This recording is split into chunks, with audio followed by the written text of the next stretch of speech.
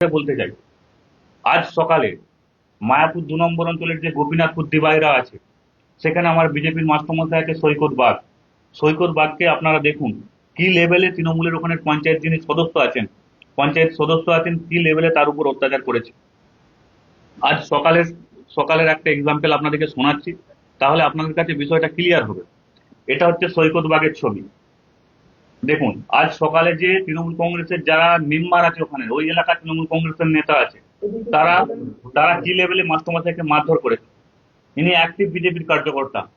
আমি আবারও বলছি, তৃণমূল কংগ্রেস যদি ভুল ভেবে থাকে যে বিজেপির ছেলেরা শান্ত আছে, তারা তাদের দুর্বলতার সুযোগ নেবে, তাহলে তারা মূর্খের স্বর্গে বাস করছে।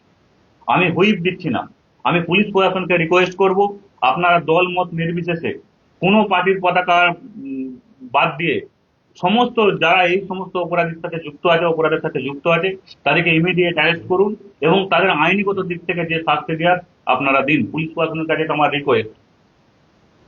এই যে মায়াপুর 2 নম্বর অঞ্চলে আজকে যে ঘটনাটা ঘটেছে, সৈকত বাগ, এনাকে এর বাড়িতে যে পরিবারের লোককে, মহিলাকে, সৈকত বাগকে পর্যন্ত মারধর করা হয়েছে। মারধর করেছে কেন? ওখানকার মেম্বার চিত্তরঞ্জন বাগ, তৃণমূল কংগ্রেসের মেম্বার, আজ সকালে মারধর করেছে।